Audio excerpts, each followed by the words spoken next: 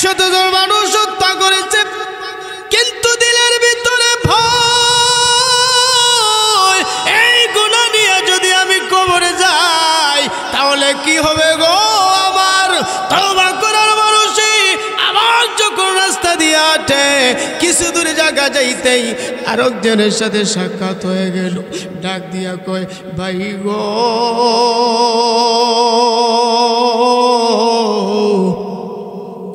আমার জীবনে আমি 100 জন মানুষ হত্যা করেছি গো ভাই। ও ভাই, আমার কি কোনো মাপের ব্যবস্থা আসেনি? লোকটা ডাক দিয়ে কই, আল্লাহ তো রহমান, আল্লাহ তো দয়ালু, অবশ্যই মাপের ব্যবস্থা আছে। আল্লাহ তো নিজেই ঘোষণা দিয়েছেন, লা তাকনাতু মির রাহমাতিল্লাহ। বন্দারে তুই যত গুনাহ করিস না কেন আমার দিকে ফিরে আয়। ওরে বান্দা, তোর গুনাহ করতে লাগে 60 বছর 70 বছর, আর আমার দিকে যদি ফিরে আসস তোর 70 বছরের গুনাহ মাফ করে দিতে লাগে মাওলার 1 সেকেন্ড। আল্লাহু আকবার। এই যদিও 100 জন মানুষ হত্যা করেছে, লোকটা ডাক দিয়ে কই, তাওবা তো যেহেতু গোলাম ঠিক আছে, আল্লাহ অবশ্যই মাফ করে দিবেন। তবে শুনে রাখো, তুমি যেই এলাকাতে বসবাস করো ওই এলাকাটা বেশি ভালো না। ওরে যুবক, অমুক এলাকায় চলে যাও, যেখানে একজন আল্লাহর ওলি আছে, তার কাছে যদি যাও, আল্লাহর ওলির সোহবতে তাকিয়ে যদি জীবনটারে পাল্টিয়ে দিতে পারো, মাওলার কাছে যদি তাওবা করে দিতে পারো, হয়তো আল্লাহ রব্বুল আলামিন তাওবার দরজা যেহেতু খোলা রাখছেন, আল্লাহ আপনাকে মাফ করে দিতে পারেন। এতটুকু বলার পরে রে বন্ধু আমার বাবাজিরা গো, তওবা করার মানুষে যখন আল্লাহর ওলির দিকে বাইর হয়ে গেছে রে বাবা, যখন আল্লাহর ওলির দিকে বাইর হয়ে যাবে, এমন সময়ে এমন একজনের সাথে সাক্ষাৎ যিনি দুনিয়ার সমস্ত স্বাদ মজা কেটে দেয়, আপন জনের কাছ থেকে কেড়ে নিয়ে যায়। আজরাইল আলাইহিস সালাতু ওয়াস সালাম সামনে হাজির, তার জানটা কবজ করে নিয়ে যাবে। এমন সময়ে তার রূহটা যখন কবজ করা হলো, জান্নাত থেকে জাহান্নাম থেকে 2 দল ফেরেশতা আসিয়া তার রূহটা নিয়ে টানা আসা শুরু করে দিয়েছে। জান্নাতের ফেরেশতারা জান্নাতের দিকে টানে, জাহান্নামের ফেরেশতারা জাহান্নামের দিকে টানে। আল্লাহ ডাক দিয়া কয়, ফেরেশতারা রে, আমার ওই বান্দার রূহটা নিয়ে কেন তোমরা টানা আসা শুরু করে দিয়েছো? জাহান্নামের ফেরেশতা বলে, প্রভু এই লোকটা দুনিয়ার জমিনে 100 জন মানুষ হত্যা করেছে, প্রভু গো, তার ঠিকানা তো জান্নাত হতে পারে না, অনুমতি যদি দাও আমরা তাকে জান্নাতে নিয়ে যাব। জান্নাতের ফেরেশতারা বলে, প্রভু যদিও 100 জন মানুষ হত্যা করেছে, কিন্তু তওবা করার মানুষের ঘর থেকে বাইর হয়েছে, আল্লাহর ওলির বাড়ির দিকে রওনা হয়ে গেছে। প্রভু ভালো হওয়ার জন্য, ভালো হওয়ার নিয়ত নিয়া আল্লাহর ওলির দিকে রওনা হয়ে গেছে, অনুমতি যদি দাও আমরা তাকে জান্নাতে নিয়ে যাব। আল্লাহু আকবার। আপনার আমার প্রভু ডাক দিয়া করে, ফেরেশতারা একদল টানো জাহান্নামে নেওয়ার জন্যে, আরেক দল ফেরেশতারা টানে জান্নাতে নেওয়ার জন্যে। এই জন্য আমার বান্দা যেহেতু তাওবা করার মানুষে ঘর থেকে বাইর হয়ে গেছে, রে ফেরেশতারা আল্লাহর ওলির দিকে বাড়ির দিকে রওনা হয়ে গেছে, আল্লাহর ওলির বাড়ির দিকে।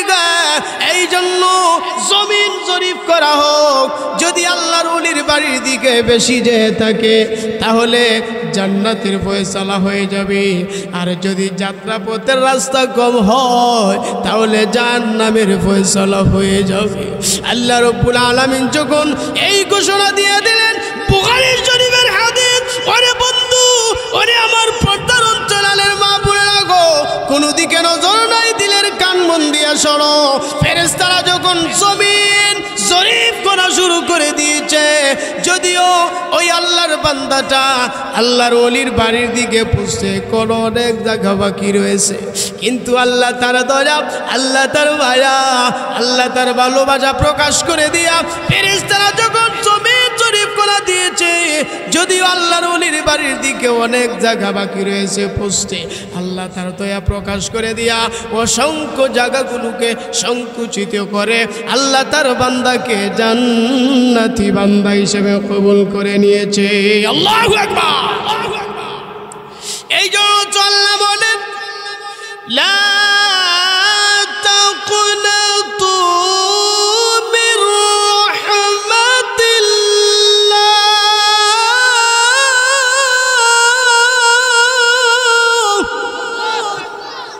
আল্লাহ বলেন, বান্দা তুই যত গুনাহ করিস না কেন, আমি আল্লাহর রহমত থেকে নিরাশ হইয়া যাইস না। সুবহানাল্লাহ পড়ে না।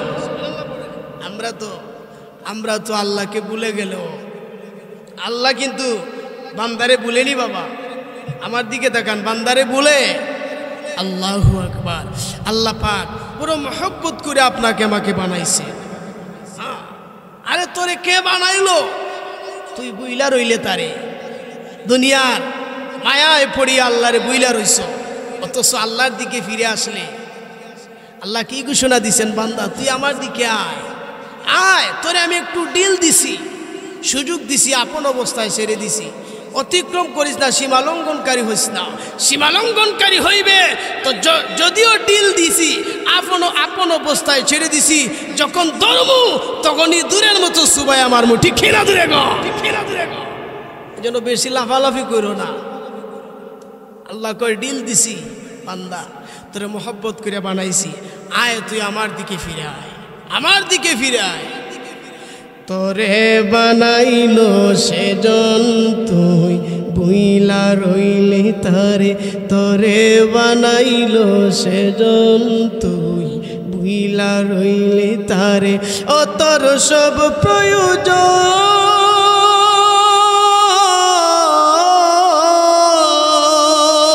আল্লাহু আকবার, ও তোর সব প্রয়োজন পূরণ করেন তিনি, তবু তারে বলিস বারে বারে। তোরে বানাইলো সেজন তুই বুইলা রইলি তারে, তোরে বানাইলো সেজন তুই বুইলা রইলি তারে।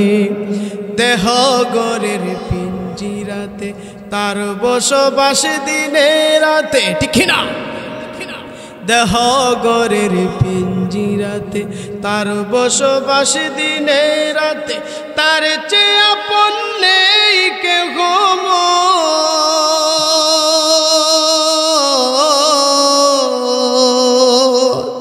তার চেয়ে আপন নেই কেহ, বুঝবে সবই গেলে পরপারে। তোরে বানাইলো সেজন তুই বুইলা রইলি তারে, তোরে বানাইলো সেজন তুই বুইলা রইলি তারে। শেষ হবে তোর জীবন বেলা, ডুবে যাবে রঙের বেলা। ঠিক না? শেষ হবে তোর জীবন বেলা, ডুবে যাবে রঙের বেলা, তারে ছাড়াও তুই সেই দিন,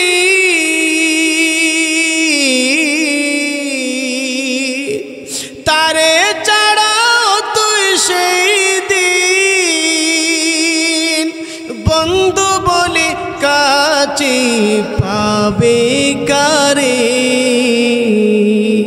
তোরে বানাইলো সেজন তুই বুইলা রইলি তারে, তোরে বানাইলো সেজন তুই বুইলা রইলি তারে। ও তোর সব প্রয়োজন,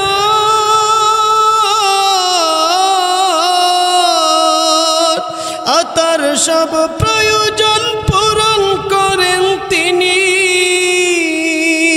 তবু তারে বলিস বারে বারে। তোরে সেজন তুই বুইলা রইলি তারে তরে বানাইলো সেজন তুই বুইলা রইলি তারে মারহাবা কন আরো জুড়ে বলি মারহাবা এই বন্ধু আমার বাবাজিরা গো পর্দার অন্তরালের মা বোনেরা রে কোনো দিকে নজর নাই দিলের কান মন দিয়া শুনো আল্লাহ রাব্বুল আলামিন বড় মহব্বত করে আপনাকে আমাকে বানাইছেন আল্লাহ ডাক দিয়া কই নবী গো আপনি জানায় দিন গুনাহ হয়ে গেছে তারা যেন আমি আল্লাহর রহমত থেকে নিরাশ হইয়া না যায় ও গো নবীজি আমি আল্লাহ তো হচ্ছে সেই মহান আমি তাদের জিন্দেগির সব গুনাহগুলি মাফ করে দিব কিন্তু আমার বান্দাদেরকে জানায়া দাও গুনাহ হয়ে যাওয়ার পরে তারা যেন রুজু করে আমি আল্লাহর দিকে যেন ফিরে আসে একটা ঘটনা মনে পড়ছে কইতাম নি আরো জোরে গন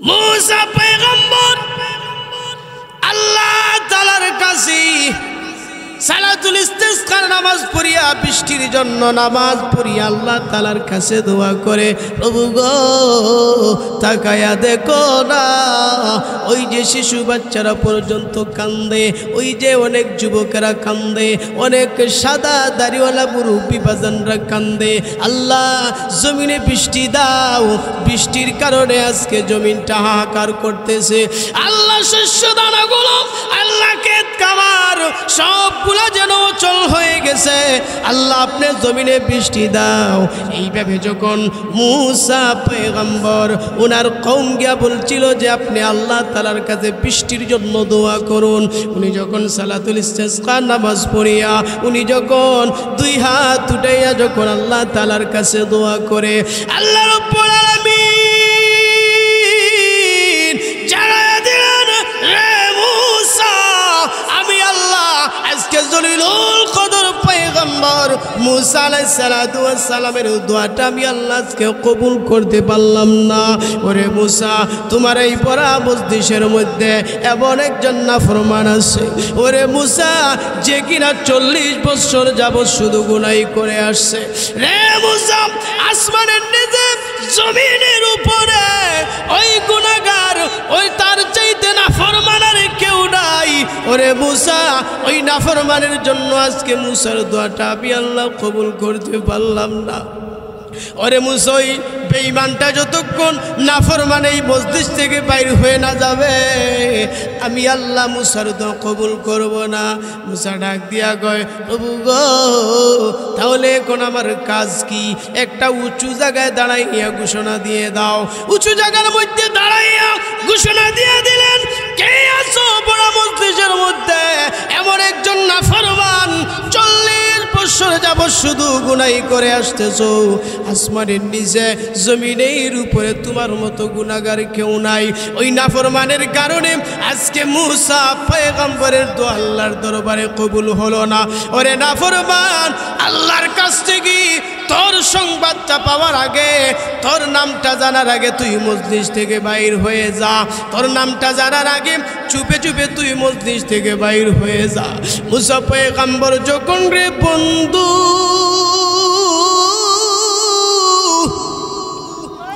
এইভাবে ঘোষণা দিয়ে দিলেন তুই মজলিস থেকে বাইর হয়ে যা যে গুনাহগার ব্যক্তি পৃথিবীর কেউ না জানলেও আমি যে গুনাহগার জানা আছে না নাই আরো জোরে কোন জানা আছে না নাই এমনি ওই গুনাহগার ব্যক্তিটা আল্লাহ তাআলার কাছে এমন ভাবে মাথাটা নিচু করিয়া দিলটারে পরিবর্তন করিয়া আল্লাহ তাআলার কাছে এমন ভাবে কথাগুলো শেয়ার করেছে ডাক দিয়া কই মালিক আসমানের নিচে জমিনের উপরে আমার মতো গুনাহগার কেউ নাই রে আল্লাহ। 40 বছর যাবত আমি গুনাহ করি, কিন্তু আমার গুনার খবর যদি আমার বিবি জানতো, আমাকে স্বামী বলিয়া স্বীকার করতো না। আমার গুনার খবর যদি আমার পাড়া প্রতিবেশীরা জানতো, সবাই আমাকে ঘৃণা করতো।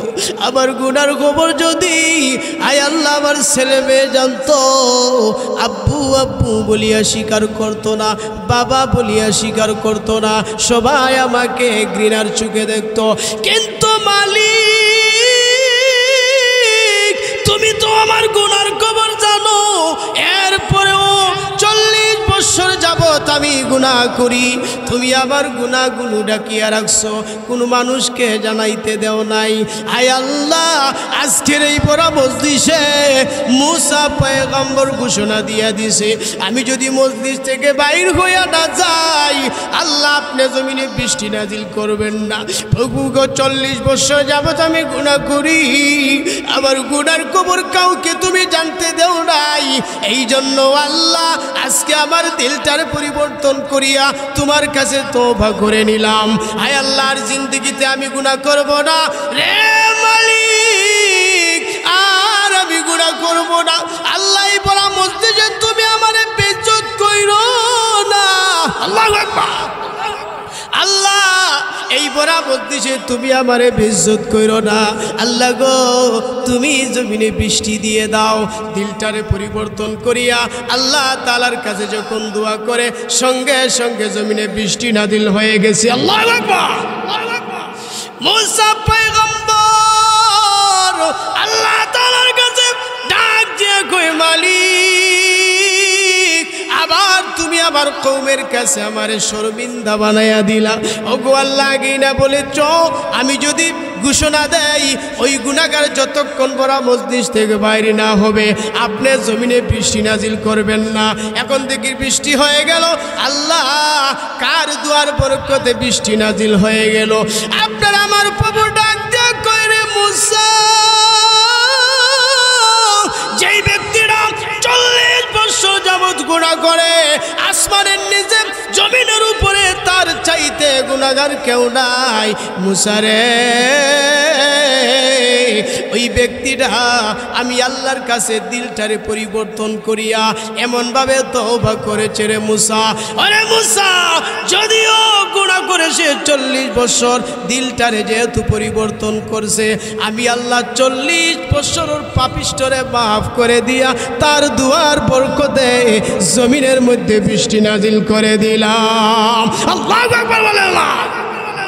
এই কারণে তো আল্লাহ বলেন, লা তাকুনাতু মির রাহমাতিল্লাহ।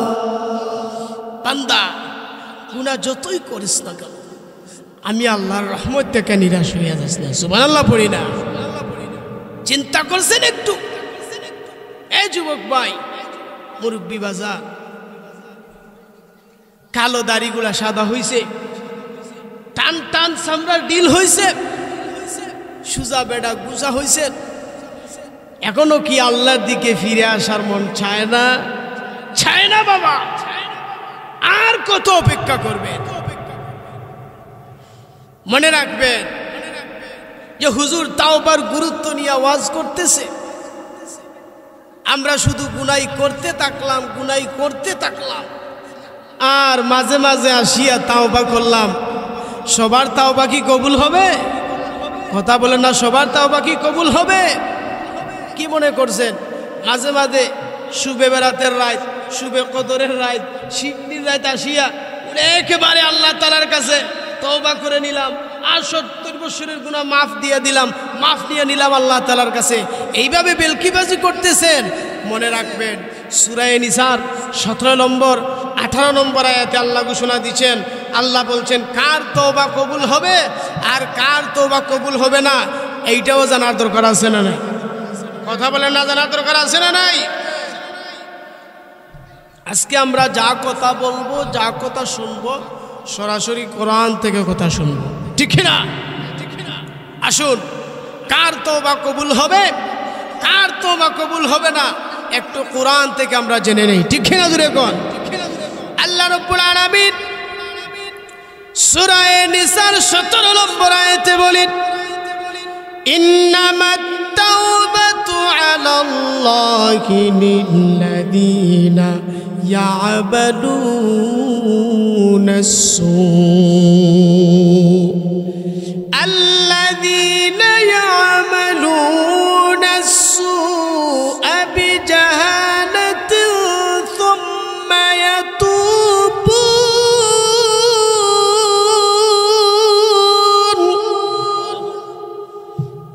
নিঃসন্দেহে আমি আল্লাহর কাছে তাদের তওবা কবুল হয়ে যাবে।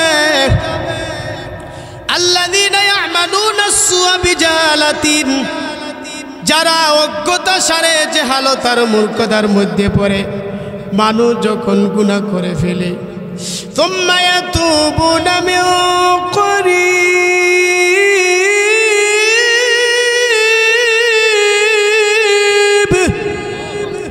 কাল বিলম্ব নয়, আজ নয় কাল, কাল নয় পরশু, পরশু নয় তরশু, এমনটা করে নাই তওবাকে যারা পিছিয়ে দেয় না।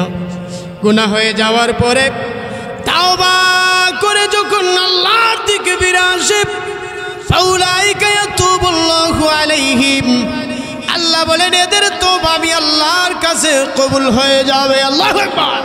মনে রাখতে হবে, এটা হলো মৌলিক কথা। তওবা কবুলের জন্য মৌলিকভাবে 3টা শর্ত আছে। কয়টা শর্ত? আরো জোরে কও। কথা কি বোঝা যায় না বাবা? কথা কি ক্লিয়ার আছে? কথা বোঝা যায় না? কোনো অসুবিধা হইতেছে? অসুবিধা হইলে শেষ। আমার আজকেও আরো মাহফিল আছে সাতক দ্বারা, আপনাদের অসুবিধা হইলে আমার ভালো। অসুবিধা নেই, অসুবিধা না তো? দিলের কান মন দিয়ে শুনবেন, তাহলে একটু আওয়াজ দিবে।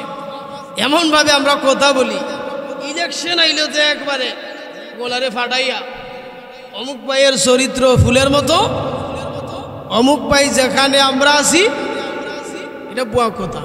আনসারী হুজুর রহমাতুল্লাহ আলাইহি বলতেন যে অমুক ভাই থেকে তার বউয়ের কাছে, আর আপনি দেখি উঠানো। কথা বুঝছেন না? আপনি যে বলেন অমুক ভাই যেখানে আমরা আছি সেখানে, অমুক ভাই তার বউয়ের কাছে আপনি উঠানো, ওই লোক এমনি। অথচ আল্লাহ বলছেন বান্দা তোর সার রোগ যত নিকটে, আমি আল্লাহ তার চাইতে আরো নিকটে। আল্লাহু আকবার বলেন না? ওয়া নাহনু আকরাবু ইলাইহি মিন হাবলিল ওয়ারিদ।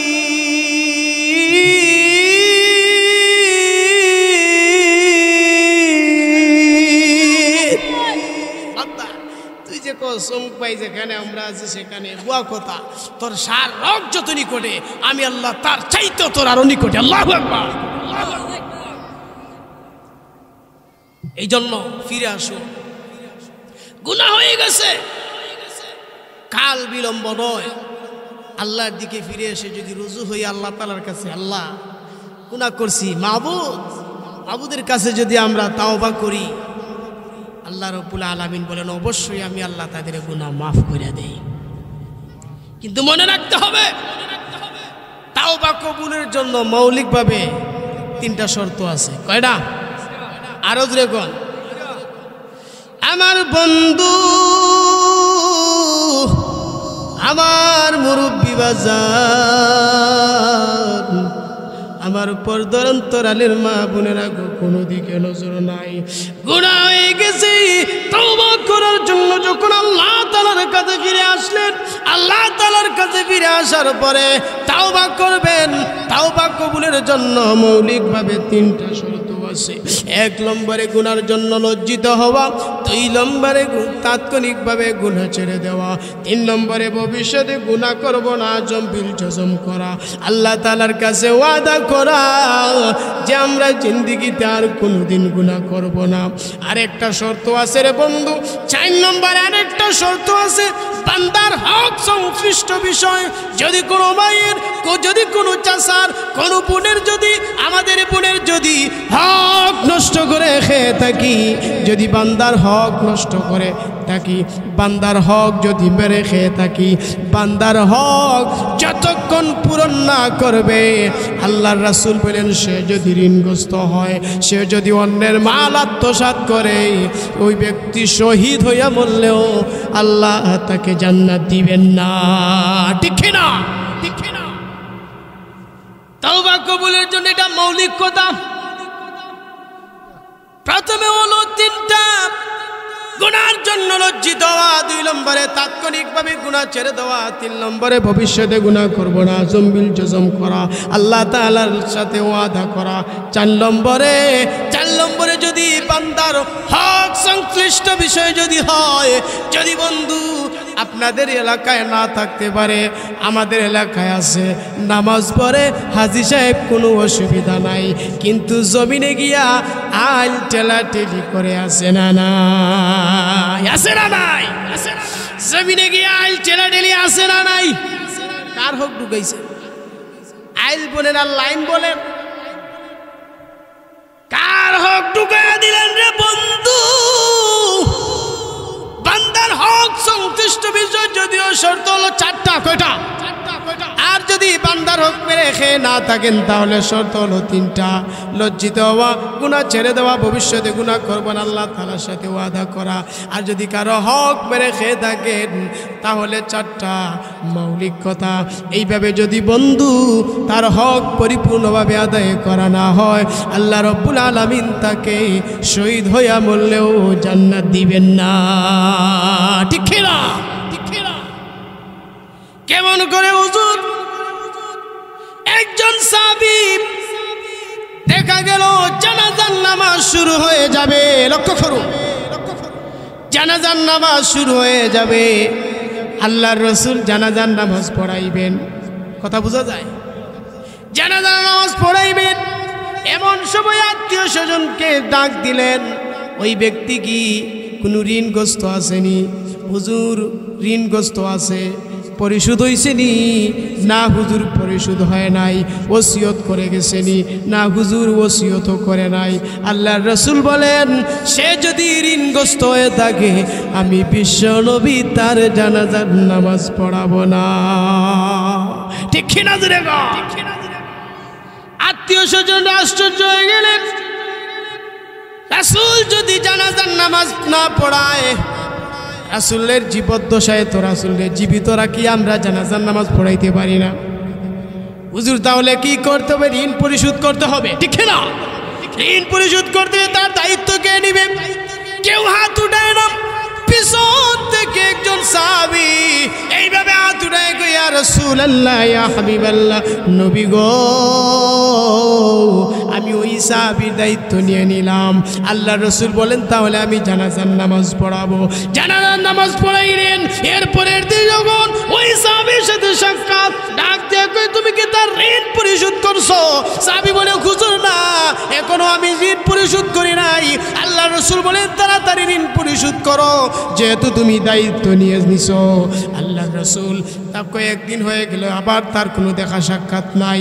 কিছুদিন পরে আবার যখন তার সাথে সাক্ষাৎ, ডাক দিয়া বললেন রে সাহাবী, তুমি যে একজন সাহাবীর ঋণের দায়িত্ব নিছো, তুমি কি তার ঋণ পরিশোধ করছো? হুজুর আমি এখনো ঋণ পরিশোধ করি নাই। আল্লাহর রাসূল বলেন তাড়াতাড়ি ঋণ পরিশোধ করো।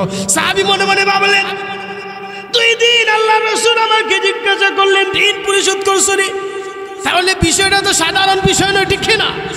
তিনি তাড়াতাড়ি যখন ঋণ পরিশোধ করে আসলেন, আল্লাহর রাসূলের কাছে যখন সাক্ষাৎ হয়ে গেল, ডাক দিয়া বললেন যে সাহাবী তুমি কি ঋণ পরিশোধ করছো? সাহাবী কই ইয়া রাসূলুল্লাহ, ইয়া হাবিবাল্লাহ, নবী গো আমি ঋণ পরিশোধ করছি। আল্লাহর রাসূল ঘোষণা দিলেন রে সাহাবী শুনে রাখো, তুমি যে ঋণের দায়িত্ব নিয়েছো এতক্ষণ পর্যন্ত ওই সাহাবী পেরেশানির মধ্যে ছিল, তুমি যখন ঋণ পরিশোধ করছো এখন ওই সাহাবী আত্মতৃপ্তিতে আছে। আল্লাহু আকবার। এতক্ষণ পর্যন্ত সে পেরেশানির মধ্যে ছিল। কি বুঝলেন? এই জন্য আল্লাহ রাসূল বলেন অন্যের মাল মেরে খাওয়ার জন্য যারা পেরেশান হইয়া থাকে তাদের খবর আছে না নাই? বোনের হক বোনরে দিয়া দেন, ভাইয়ের হক বাইরে দিয়া দেন, চাচার হক চাচারে দিয়া দেন। ওইগুলা নিয়ে একবারে টানাটানি করেন কে লেগে? কিসের জন্য? খবর কতটুকু? জমিনে গিয়ে যে আইলেন লাইন নিয়ে টানাটানি করো, খবরের জায়গা কতটুকু? কথা বলেন না। একদিন প্রাণ পাখিটা উড়াল দেবে, থাকবে না আর ববে, ঠিক না? 3.5 হাত মাটির গড়ে বসত বাড়ি হবে, আমার বসত বাড়ি হবে। একদিন প্রাণ পাখিটা উড়াল দেবে, থাকবে না আর ববে, ঠিক না? দেখুন, এই কারণে আমার বন্ধু, আমার বাবাজিরা গো, অপরতার অন্তরালের মা বোনেরা, কোনো দিকে নজর নাই। বান্দার হক সংশ্লিষ্ট বিষয় যদি হয় তাহলে বান্দার হক দিয়ে দিবেন, চাচার হক চাচারে দিয়ে দিবেন, বোনের হক বোনরে দিয়ে দিবেন, ভাইয়ের হক বাইরে দিয়ে দিবেন। ওইগুলা নিয়ে টানাটানি করার দরকার নাই, কারণ অবশ্যই আমাকে মাত্র 3.5 হাত কবরের ভিতরে থাকতে হবে, ঠিক না? গুনাহ হয়ে গেছে, কাল বিলম্ব, আজ নয় কাল, কাল নয় পরশু, পরশু নয় তরশু। এমনটা যদি না হয়, এইভাবে যারা তওবাকে পিছিয়ে দেয় না, গুনাহ হয়ে যাওয়ার পরে যারা আল্লাহর দিকে রুজু করে, আল্লাহর দিকে ফিরে আসে, তাওবার মানা হচ্ছে ফিরে আসা, ক্ষমা চাওয়া নয়, আল্লাহর দিকে ফিরে আসে। একটু লক্ষ্য করে দেখুন, সাহাবায়ে কেরাম, তাদের গুনাহ হইতো কি হইতো না? কথা বলেন। সাহাবায়ে কেরামদের সমালোচনা নয়, কিন্তু গুনাহ হইতো কি হইতো না? গুনাহ হয়ে যাওয়ার পরে তারা আল্লাহর রাসূলের কাছে চলে যাইতেন, তাওবা করতেন। গভীর রজনীতে একজন মহিলা আল্লাহর নবী, বিশ্ব নবী রাহমাতুল লিল আলামিনের ঘরের দরজার মধ্যে গিয়া নক করলেন। আল্লাহর নবী দরজা খুলে দিলেন। মহিলা ডাক দিয়ে কয়, ইয়া রাসূলুল্লাহ, ইয়া হাবিবাল্লাহ, নবী গো,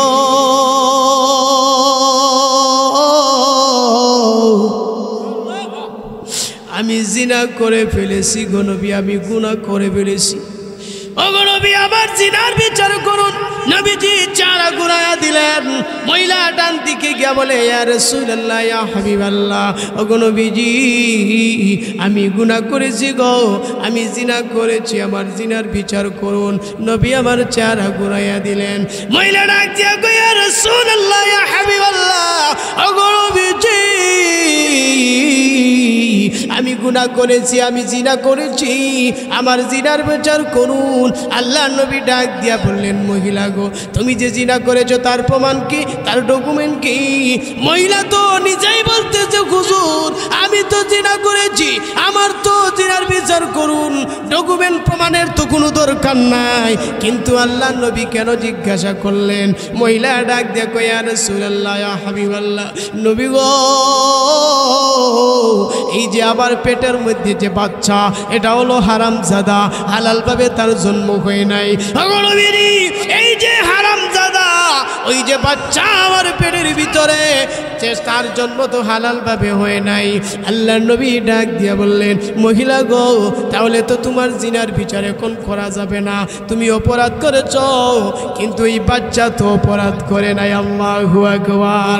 রে বাজার, একটু লক্ষ্য করে দেখো না, আল্লাহ নবী সবার জন্য যেইভাবে রহমত, একটা হারামজাদা হালালভাবে তার জন্ম হয় নাই, এই হারামজাদার জন্য আল্লাহ নবী রহমত।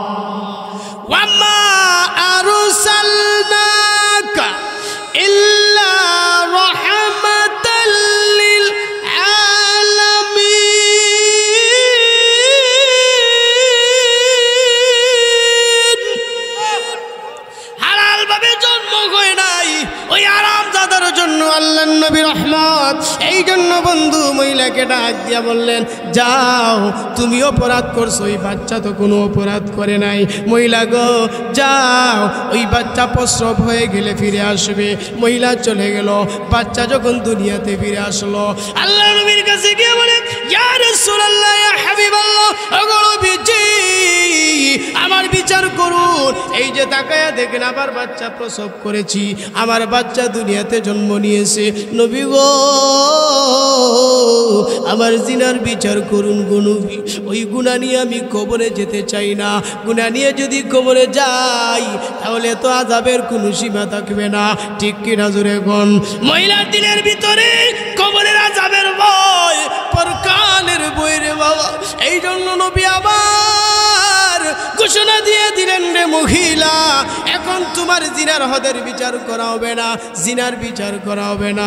মহিলা রে, যাও, এই বাচ্চাকে কমপক্ষে 2 বছর দুধ পান করাইতে হবে। 2 বছর দুধ পান করাইয়া বাচ্চা যখন নিজের হাতে খাওয়া শিখবে তখন তোমার জিনার বিচার করা হবে। মহিলা চলে গেল। রে বন্ধু, রসুলের বিচক্ষণতা দেখুন, রসুলের দরদ দেখুন। ওয়া আরসালনাকা ইল্লা রাহমাতাল লিল আলামিন।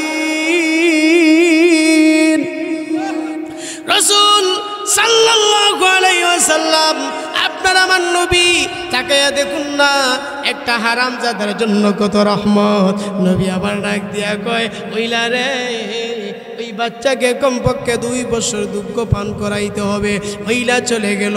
বাচ্চাকে 2 বছর দুধ পান করাইয়া বাচ্চার হাতে একটা রুটি আল্লাহ নবীর কাছে গিয়া হাজির। ইয়া রাসূলুল্লাহ, ইয়া হাবিবাল্লাহ, ওগো নবীজি, আমার জিনার বিচার করুন। আমার বাচ্চার হাতে রুটি 2 বছর দুধ পান করাইছি। বাইরে আবার আমাদের দেশের মহিলারা যারা নিজেকে ফিটনেস মনে করে, যারা নিজেকে আধুনিকতা মনে করে, একটু আধুনিকতা দেখানোর জন্য, ফিটফাট থাকার জন্য বাচ্চাদেরকে ফিডার বিডার খাওয়ানোর চিন্তা করে। ঠিক কিনা? বুকের দুধ খাওয়াইলাম, 2 বছর দুধ পান করাইলাম, নবীদের সামনে গিয়া হাজির। নবী আমার ডাক দিয়া কইরে, সাহাবায়ে কেরাম, কে কোথায় আছো? সাহাবায়ে কেরাম চলে আসলেন। যাও, ওই মহিলাকে মাটির নিচে সিনা পর্যন্ত দাপায়া দাও, পাথর মারিয়া কঙ্কর মারিয়া তাকে এইভাবে হত্যা করে দাও। ভাইরা আমার, ওই মহিলাটা কি যখন সাহাবায়ে কেরাম মাটির নিচে সিনা পর্যন্ত দাপায়া দিলেন, রে বন্ধু,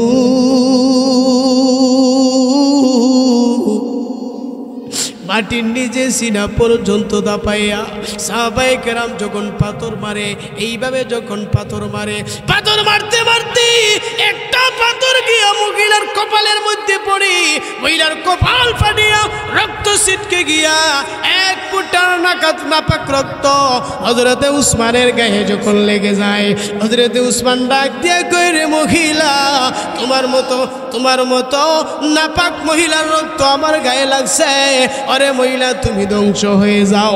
এতটুকু বলার পরে রে বন্ধু, ওই আওয়াজটা যখন আল্লাহর নবী, বিশ্ব নবী রাহমাতুল লিল আলামিনের কাছে যখন পৌঁছে যায়, নবী আমার ডাক দিয়া কয়, রে উসমান, এই মহিলাকে ধমক দিও না, এই মহিলাকে কটূক্তি করে কথা বলো না। আরে উসমান, আমি যা দেখি তোমরা তা দেখো না, আমি যা জানি তোমরা তা জানো না।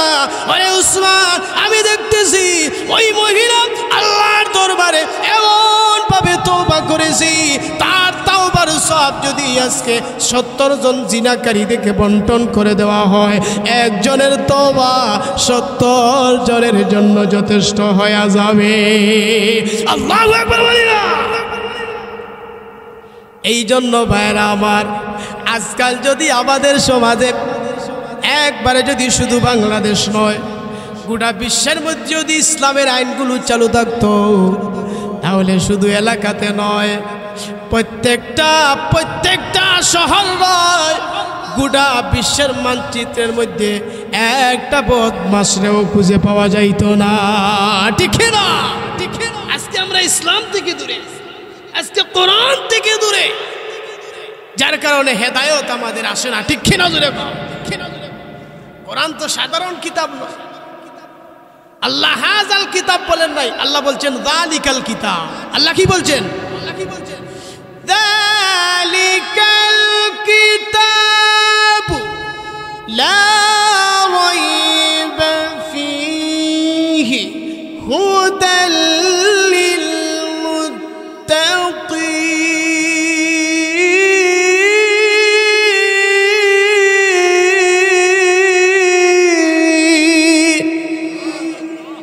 কোরআন ওই কিতাব, যেই কিতাবটা আল্লাহ লৌহে মাহফুজে লিখে রাখছে, যার মধ্যে কোনো সন্দেহ নাই, সন্দেহের অবকাশ। মুত্তাকি যারা, যারা পরহেজগার, তাদের জন্য কোরআনই হচ্ছে হেদায়েত। এমন পথ দেখিয়ে দিবে যেই পথ সোজা জান্নাত। সুবহানাল্লাহ পড়ি না? এজন্য ইসলামের আইন কত সুন্দর। তাকায়া দেখেন, মহিলার জিনার বিচার হয়ে গেল।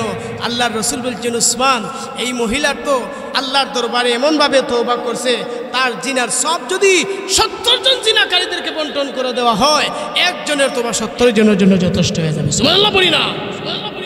এই জন্য আল্লাহ বলেন, সুম্মা ইয়াতুবুনা মিন করিব। কাল বিলম্ব নয়, আজ নয়, কাল নয়, পরশু নয়, তরশু এবং ঠাকুরে নাই। গুনাহ হয়ে যাওয়ার পরে যখন আল্লাহর দিকে ফিরে আসে, মনে আসেনি আপনাদের? ফাউলাইকা ইয়াতুবুল্লাহু আলাইহিম। আল্লাহ বলেন এদের তওবা কিন্তু আমি আল্লাহ কবুল করে নেই। শেষে আল্লাহ রাব্বুল আলামিন বলেন, ওয়া কানাল্লাহু আলিমান হাকীমা।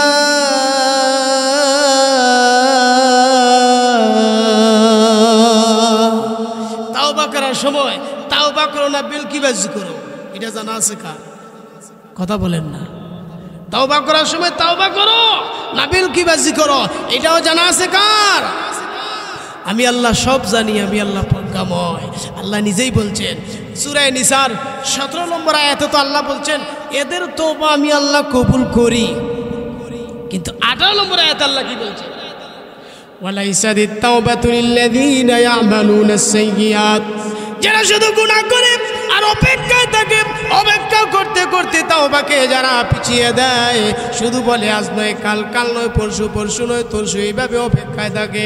আগামী বছর সিল্লা দিয়া লম্বা জুব্বা লাগাইয়া একবারে নামাজি হয়ে যাব। আগামী বছর হজে গিয়া হাজী সাহেবের ডিগ্রি লাগাইয়া নামাজি হয়ে যাব। এইরকম আমাদের সমাজে মানুষ আছে না নাই? আল্লাহ বলেন এইভাবে যারা তওবাকে পিছিয়ে দেয়, তওবাকে পিছাতে পিছাতে হাত্তা ইযা হাদারা আহাদাহুমুল মাউত। এইভাবে তওবাকে পিছাতে পিছাতে যখন নাজাইল তার সামনে হাজির, মালাকুল মউত যখন হাজির হয়ে গেল, তখন বলে ক্বালা ইন্নী তুবতু আল-আন, আমি তওবা করে নিলাম। আল্লাহ কয় এদের তওবা আমি আল্লাহ কবুল করি না। ওয়ালাল্লাযীনা ইয়ামুতুনা ওয়া হুম কুফার, কুফর অবস্থায় যারা মারা যায়, এমন অবস্থায় যদি বলে ক্বালা ইন্নী তুবতু আল-আন, আল্লাহ বলে এদের তওবা আমি আল্লাহ কবুল করি না। ঠিক কি না? জোরে এখন মউতের সময়, এখন তো সব প্রকাশ হয়ে গেছে, সব নিজের চোখে যখন প্রশ্নপত্র তো ফাঁস হয়ে গেছে, এখন তো দেখতেছে সবগুলো। এখন কয় আল্লাহ আল্লাহ ক্বালা ইন্নী তুবতু আল-আন, আমি তওবা করে নিলাম। মালাকুল মউত হাজির। ওয়ালাল্লাযীনা ইয়ামুতুনা ওয়া হুম কুফার, কুফর অবস্থায় মারা যায়, এদের তওবা আল্লাহ কবুল করে।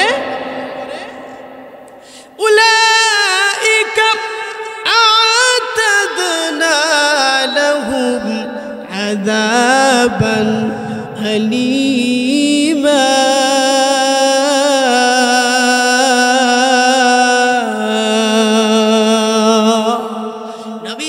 জানায়া দেন আমি আল্লাহ এদের জন্য রেখে দিলাম যন্ত্রণাদায়ক শাস্তির ব্যবস্থা। ঠিক না? এই জন্য বন্ধু, আজকের আলোচনা থেকে কি বুঝলাম বলুন তো দেখি? সময়ের আগে আগে তওবা করা দরকার আছে না নাই? গুনাহ হয়ে গেছে, সঙ্গে সঙ্গে তওবা করা দরকার আছে না নাই? না এভাবে পিছিয়ে যাব, শুধু অপেক্ষায় থাকবো। যুবকরা বলে বুড়া হইলে নামাজি হইব, ঠিক না? অপেক্ষা করতে করতে হাত্তা ইযা হাদারা আহাদাহুমুল মাউত, মউত সামনে। মউত আসেনি? কথা বলেন না। কোন দিন? কথা বলে না। কোন দিন জানেন না? আমার মরণের কত দিন বাকি আমি জানিলাম না গো আল্লাহ মরণের কত দিন বাকি আমার মরণের কত দিন বাকি আমি জানিলাম না গো আল্লাহ মরণের কত দিন বাকি আর আজরাইল আসিয়া যখন হস্তে দিবা দড়ি আজরাইল আসিয়া যখন হস্তে দিবা দড়ি তখন আমার মনাবাই করবালো কালো কি আমি জানিলাম না গো আল্লাহ মরণের কত দিন বাকি আমার মরণের কত দিন বাকি আমি জানিলাম না গো আল্লাহ মরণের কত দিন বাকি আর হায়াত গইল হাতে হায়রে মৌত হইল পায়ে হায়াত গইল হাতে হায়রে মৌত হইল পায়ে যে জাগায় যার মরণ লেখা সে জাগায় সে ওরে আমি জানিলাম না গো আল্লাহ মরণের কত দিন বাকি আমার মরণের কত দিন বাকি আমি জানিলাম না গো আল্লাহ মরণের কত দিন বাকি যদি বলি মারহাবা বলুন তো এই তওবার গুরুত্ব নিয়ে ওয়াজ নসিহত হইছে প্রথমে আমি আমাকে ওয়াজ করি আমাকে নিজেকে আমি নসিহত করি আল্লাহ পাক যেন গুনাহ হয়ে যাওয়ার পরে সঙ্গে সঙ্গে তওবা করার আল্লাহর দিকে ফিরে আসার দিলটারে পরিবর্তন করে আল্লাহর দিকে ফিরে আসার আল্লাহ পাক যেন আমাদের সবাইকে তৌফিক দান করেন সকলে পড়ি আমিন আরো জোরে পড়ি আমিন